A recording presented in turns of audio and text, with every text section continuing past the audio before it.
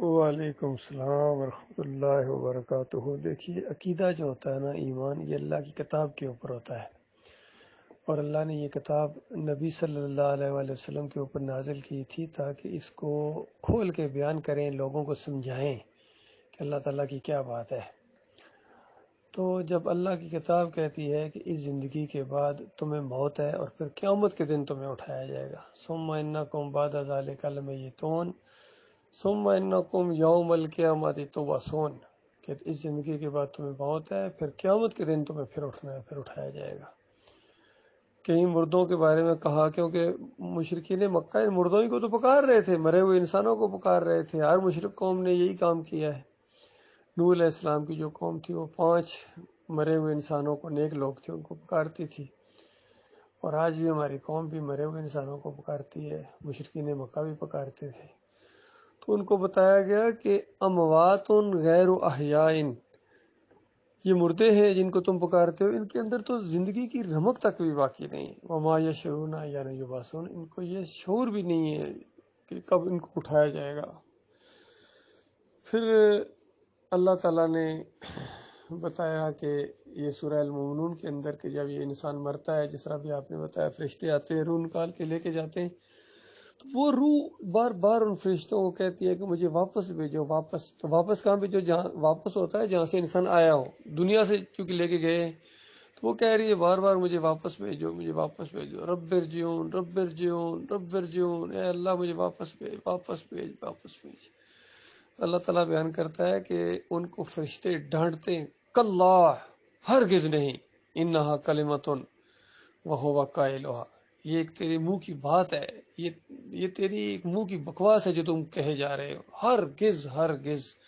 تمہیں واپس نہیں کیا جائے گا۔ وَمِن وَرَائِهِمْ بَرْزَخٌ إِلَىٰ يَوْمِ يُبْعَثُونَ، اب دوبارہ اٹھنے کے دن تک ایک برزخ حائل کر دی گئی ہے، ایک رکاوٹ حائل کر دی، تم جا سکتے ہو۔ بالکل اس طرح جس طرح ہم برزخ میں نہیں جا سکتے ہیں نا، اسی طرح برزخ والے ادھر نہیں آ سکتے ہیں۔ ایک بحریر ہے، آڑ ہے، وہ دوسری دنیا ہے، یہ دوسری دنیا ہے۔ عام مومن میں اور شہید میں اصل میں یہی فرق ہوتا ہے، شہید جب قتل ہوتا ہے نا، روح اس کی بھی نکلتی ہے، یہ نہیں کہ روح شہید کی روح نہیں نکلتی ہے، انبیاء کی بھی روح نکلتی ہے، کیونکہ حدیث کے اندر جتنے الفاظ آئے ہیں مرنے والوں کے بارے میں، ماتا، فاتا، قبضہ، خارج من الدنیا، کہ موت واقع ہو گئی، وفات پا گئے، روح قبض ہو گئی، دنیا سے چلے گئے، دنیا سے خارج ہو گئے۔ یہ نبی علیہ السلام کے لیے بھی یہی الفاظ آئے ہیں مختلف روایتوں کے اندر۔ تو اب ان لوگوں کا چونکہ فہم نہیں ہے اور مولوی کے دین کو اپنائے ہوئے ہیں، یہ مولوی کا دین ہے، پیر کا دین ہے کہ اس قبر کے اندر مردہ سنتا ہے، دیکھتا ہے، پہلی راضی ہوتا ہے، دوسری راضی ہوتا ہے، اصل میں قبر کی پوجا کرواتا ہے، اور اسی کے ساتھ اس کا پیٹ لگا ہوا ہے۔ لوگ قبر پرستی کریں گے تو مولوی صاحب کا پیٹ بالکل ہرا بھرا رہے گا، پیر صاحب کی گدی بالکل قائم رہے گی، اسی قبر پرستی کے اوپر تو سارا دین ہے ان کا۔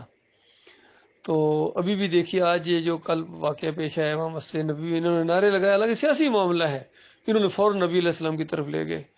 کہ نبی علیہ السلام کی بے حرمتی ہو گئی، وہ دیکھو قبر میں آرام فرما رہے تھے اور وہ جناب ان کو ڈسٹرب کر رہے، اور یہ اور وہ باتیں جو قرآن میں ان کی زندگی کے بارے میں آئی ہیں کہ زندگی میں صحابہ کو کہا گیا تھا کہ ان سے اونچا مت بولو، یہ بے ادبی ہو جائے گی اور تمہارے اعمال بھی برباد ہو جائیں گے، پتہ بھی نہ چلے اگر اس طرح تم بے ادبی کرنا شروع کرو، اس کا مطلب ہے تم دین سے پھر واقف نہیں ہو۔ چونکہ ان کی جو نبی علیہ السلام کی جو عزت احترام ہے وہ اللہ کی وجہ سے، ہمارے اللہ کے وہ نبی ہیں، آخری نبی ہیں، تو اس طرح اللہ نے ایک ادب سکھایا۔ اب ان کا چونکہ عقیدہ مشرکانہ ہے، کہتے ہیں قبروں میں سارے زندہ ہوتے، پہلے انہوں نے نبی علیہ السلام کو زندہ کیا، پھر جناب سارے اب مرنے والے زندہ ہو گئے قبروں کے اندر۔ تو یہ ان کا باطل عقیدہ ہے، مشرکانہ عقیدہ ہے،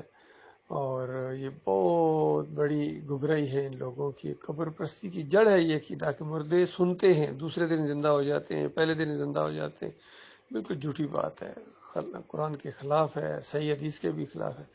باقی کچھ منکر روایتیں، کچھ جھوٹی روایتوں کو، چونکہ شیطان نے تو اپنا کام کرنا تھا، شیطان نے تو اسی طرح شرک پھیلانا ہے قبر پرستی کے ذریعے،